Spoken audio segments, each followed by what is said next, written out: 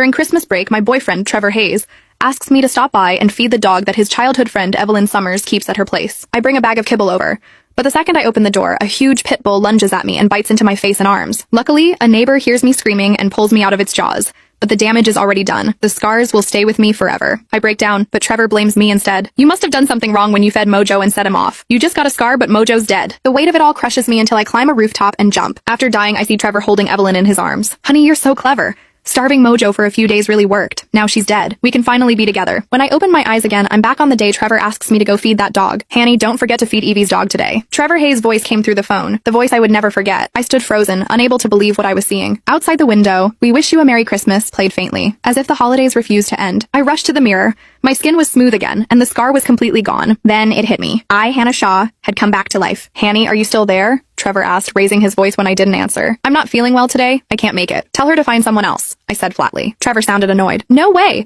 Evie went to Hano Island for the holidays. If you don't go, Mojo will starve. You always feed stray cats. What's the big deal about a dog?" I let out a cold laugh. "A dog bit me when I was a kid. I'm afraid of dogs, so I'm not going. Tell her to find someone online." "No, Evie lives alone. She can't just let a stranger into her home. You're a woman too. How can you not get that?" When I didn't budge, he softened his tone. "If you're not feeling well, just stay home. I'll bring the dog over. You can watch him for a few days, and I'll pay you for it. Deal?" My stomach dropped all over again. I was currently staying at my parents' house. If that dog came here, the three of us would be doomed. Damn it. Did he even have a heart?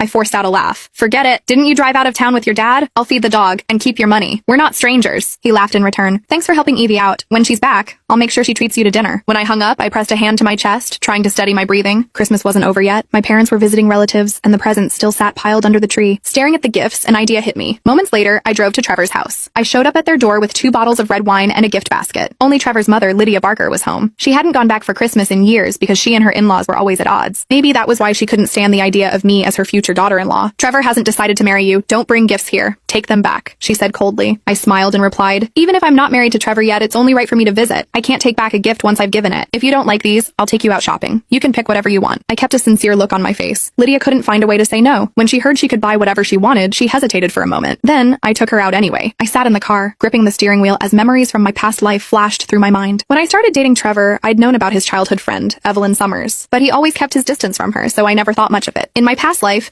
Evelyn and her family